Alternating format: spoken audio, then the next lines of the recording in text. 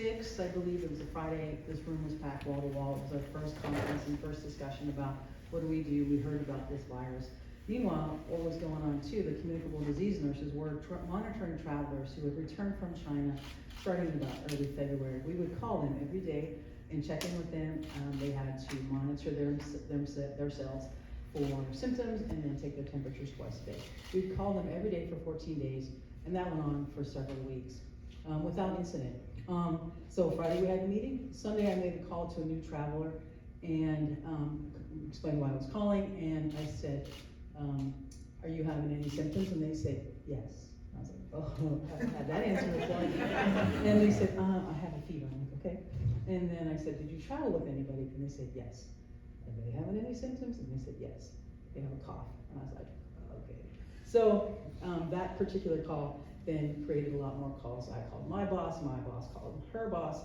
I think we probably called Dr. Olin there at some point, the state epi, the state lab, to say we potentially have people that we need to test. Remember, at that point, testing wasn't what it is today. We had 3 tests for the whole county. For 358,000 people, we had 3 tests. So that was a Sunday.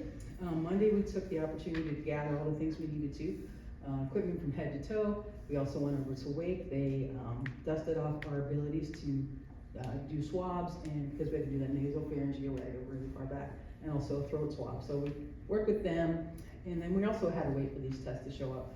That was Monday. Tuesday, the tests finally showed up, and 3 nurses and myself went in full gear, goggles, masks, gowns, gloves, you name it, booties, and we went out and collected these samples.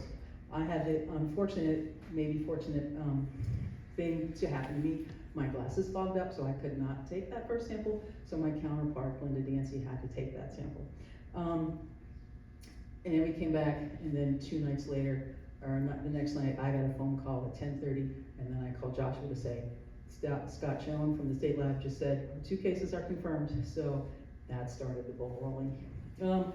So 100,000, 150,000 cases that we knew about throughout this time. But I do want to take 1 second to talk about the people and remembrance of the people that we lost to COVID. Probably close to 1,000 people that we know of. To the families, these are not just numbers, these are people. We recognize it. We see the names, we read the obituaries, we know that they are loved members of this community and that they had loved ones. They liked to play the piano, they were avid race car fans. They like to be outside, or they like to be inside with a good book. So know that while today marks the end of the public health emergency declaration, it's just one more day without your loved ones, and you have our collective hearts. Also, again, to reflect, the staff here was very instrumental in leading the successes that we've had.